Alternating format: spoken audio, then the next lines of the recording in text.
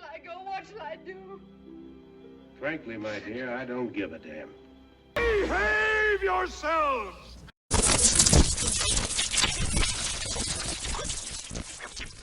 Hello, YouTubers out there. This is Jerry Saravia at the movies. So I want to wish all of you a happy Halloween 2025. And today I want to briefly talk about Frank Langella in Dracula. This was the version that came out in 1979, directed by John Badham. Frank Langella, of course, played Dracula, Count Dracula. And there are many differences in this story than there was in the Bram Stoker novel, for sure. I mean, because, well, the closest, I think, to Bram Stoker's novel, which is a series of letters, which is not different from Dangerous Liaisons, which is also a series of letters. The closest would be Francis Ford Coppola's Bram Stoker's Dracula. What a full title that was.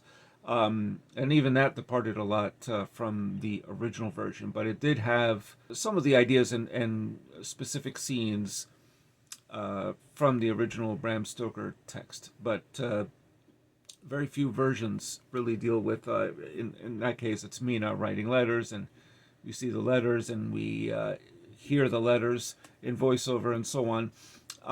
But anyway, this version was based on, Frank Langella played Count Dracula on Broadway, which, interestingly enough, is not different from what Bela Lugosi did back in the 1930s. So they based, I think one of the producers saw the Broadway version and said, we can really do something with this, particularly with Langella's charismatic performance. Now, this was one of those movies that I saw in theaters in 1979 in Canada when I was living there, and I was about 8 years old. And it was way too frightening. My father had to take me out of the theater. My mother stayed to watch the rest. It was during the scene of, I think it was Mina Van Helsing, who is Van Helsing's daughter, which is a real departure from the usual Bram Stoker stuff. And she is in the cave, and she is the undead. She's a vampire and bloodshot eyes and everything. Too scary for this 8-year-old. Anyway, I want to talk about this. This is now from what I understand, Shout Factory put out Dracula, has the desaturated version approved by John Badham, who always wanted it to be in black and white, and also the color, Technicolor version, which is the version I saw in theaters. That was the theatrical version. So this here is a Region 2, but it is quite good. It's a beautiful cover. Of course, it's the original poster. The girl shown here is not Kate Nelligan. That's somebody else, a model, I gather. But this one has 2 Blu-rays and the DVD version. Now, the DVD version and one of the Blu-rays has the Technicolor version. But this is quite nice, this version here. This is what... I took some of the discs out so I could show you the inside of the Blu-ray. These are the discs. Now, they are in French, but you can select an English version. This is worth getting. I think I got it for about $20 off of eBay, and I really like it. It's a vast improvement over... It's also quite nice, but, you know, it's a beaten-up print, but there's something special about that, too, you know, and this is the Technicolor version of Dracula. There was another one that was put out on DVD, and also on Laserdisc back in the day by John Badham, where he desaturated the version. That's the one that he prefers. I don't really care for the desaturated version. I think the colors are rich in the Technicolor version and are worth having. But this is the original DVD from Image Entertainment, I believe. Yes, Image Entertainment. But what I really like about this, it has some beautiful photographs here that I really like. I'm a big fan of this particular version of Dracula. So here is Kate Nelligan, of course, as Lucy. There you got Frank Langella as Dracula. And then when you open it up, there you got Donald Pleasance. And on this side here, which I will show you briefly, is Laurence Olivier. So this is really quite a nice version of it. I have not been... I don't really know what is the difference, but I'm curious because this has 2 never mind just the desaturated and the color version. So what's called the cinema version of this Dracula DVD runs 1 hour and 44 minutes and 31 seconds, or 37 seconds.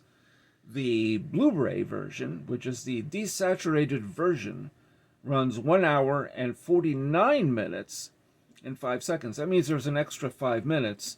And I have to tell you, I haven't watched it all the way through each one.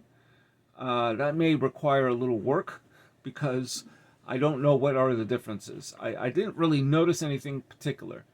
But 5 minutes is a lot. And it's not like one version is less gory than the other, because there's a little bit of gore, not much. But the captain of the Demeter that you see at the beginning of the film, the Demeter, has his throat, all torn up and everything.